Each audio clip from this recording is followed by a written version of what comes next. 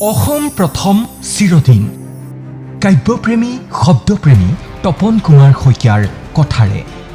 ব্ৰহ্মপুত্ৰৰ ঢৌত গুজব উঠে এটা শব্দ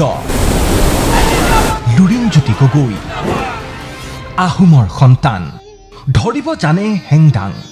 লুৰিণ জাতীয়তাবাদী পুত্ৰ লুৰিণ এটা সংগ্ৰামী কণ্ঠ লুইতৰ পাৰত দিয়ে সিংহ গৰ্জন জাতিৰ স্বাভিমান হ'ব খোজে ছাত্ৰ আন্দোলনৰ অগ্নিকুণ্ডত গঢ়া তেওঁৰ তেজস্বী কণ্ঠ সাহসৰ এক জ্যোতিৰেখা যেতিয়া আকাশত নামি আহিছিল ক'লা নাগৰিকত্ব সংশোধনী আইন যেতিয়া স্বদেশৰ বুকুত চলিছিল বিদেশীক স্বদেশী কৰাৰ ষড়যন্ত্ৰ তেওঁ জাতিৰ আত্মাক কঁপাই তুলিছিল তেতিয়া তেওঁ নীৰৱ হোৱা নাছিল ৰাজপথত জ্বলাই তুলিছিল অগ্নিশিখা তেওঁ দেখিছিল অসমৰ ভয়াৱহ ভৱিষ্যত তেওঁ কপালত লিখি লৈছিল অসমৰ অস্তিত্ব ৰক্ষাৰ কথা ছাত্ৰ সন্থাৰ মজিয়াৰ পৰা তেওঁ ওলাই আহিছিল নতুন সংকল্প লৈ গঠন কৰিছিল ৰাজনৈতিক দল অসম জাতীয় পৰিষদ কেৱল ভোটৰ বাবে নহয় বৰঞ্চ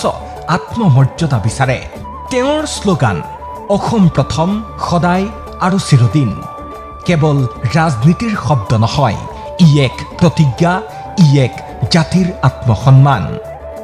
ৰাষ্ট্ৰীয় ৰাজনীতিৰ সোণালী দুৱাৰ তেওঁৰ বাবে মুকলি আছিল লোভনীয় পদ ক্ষমতাৰ চকচকনি সকলো হাত উজান দিছিল কিন্তু তেওঁ বাছি ল'লে কাঁইটীয়া পথ বাছি ল'লে আঞ্চলিকতাৰ ধ্বজা তেওঁ জানে জাতি মানে কেৱল সীমান্ত নহয় জাতি মানে ভাষা ইতিহাস মাটি মাতৃৰ হাঁহি আৰু যুৱকৰ চকুত জ্বলা জুই গাদ্দাৰী নকৰোঁ এই সংকল্প লৈ তেওঁ আগবাঢ়ে বতাহৰ বিপৰীতে কাৰণ বিদ্ৰোহ মানে ধ্বংস নহয় বিদ্ৰোহ মানে পুনৰ জন্ম অসম সদায় জাতীয়তাবাদী আছিল আছে থাকিব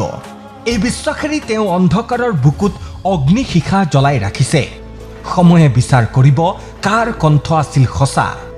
কিন্তু ইতিহাসে ইতিমধ্যেই লিখি থৈছে এই মাটিত জন্ম লোৱা এজন জাতীয় নায়ক আছে যিয়ে কয় অসম প্ৰথম চিৰদিন নাম তেওঁৰ লুৰিণজ্যোতি গগৈ এইবাৰ ২৬ৰ ৰণ হ'ব অগ্নি পৰীক্ষা খোৱাং সমষ্টি তেওঁৰ ৰণথলী